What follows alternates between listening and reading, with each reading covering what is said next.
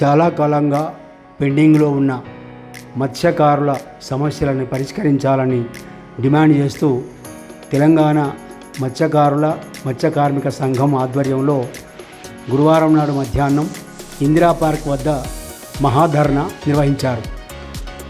Telangana fisheries federation మాజీ అధ్యక్షులు పిట్టల రవీందర్ ఈ మహాధర్నాను ప్రారంభించి ప్రసంగించారు.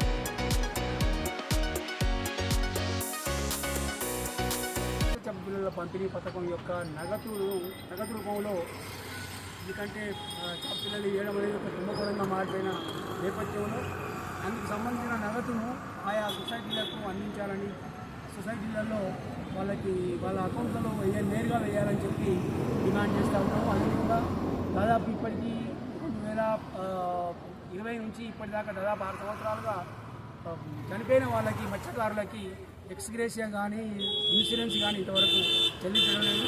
దాదాపు 500 కుటుంబాలు 500 మంది చనిపోయిన ఇప్పటికీ 500 పైనే.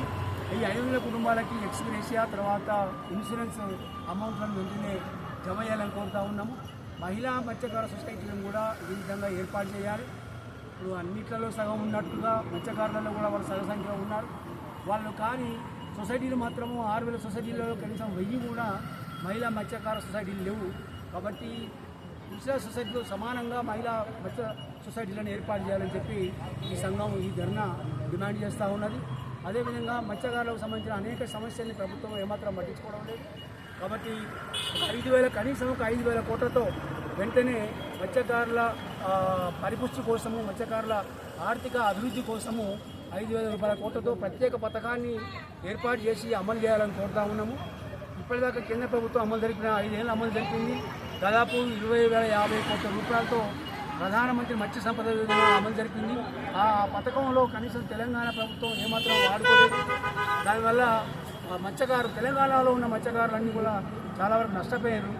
దాన్ని కాంపెన్సేట్ చేయడానికి దానికి బదులుగా ప్రభుత్వమే ఒక 5000 కోట్లతో ఒక ప్రత్యేక పథకాన్ని అమలు చేసి ఇక్కడి మత్స్యకార కుటుంబాలను ఆదుకోవాలని చెప్పి మీ ద్వారా తెలంగాణ రాష్ట్ర ప్రభుత్వాన్ని డిమాండ్ చేస్తా ఉంది.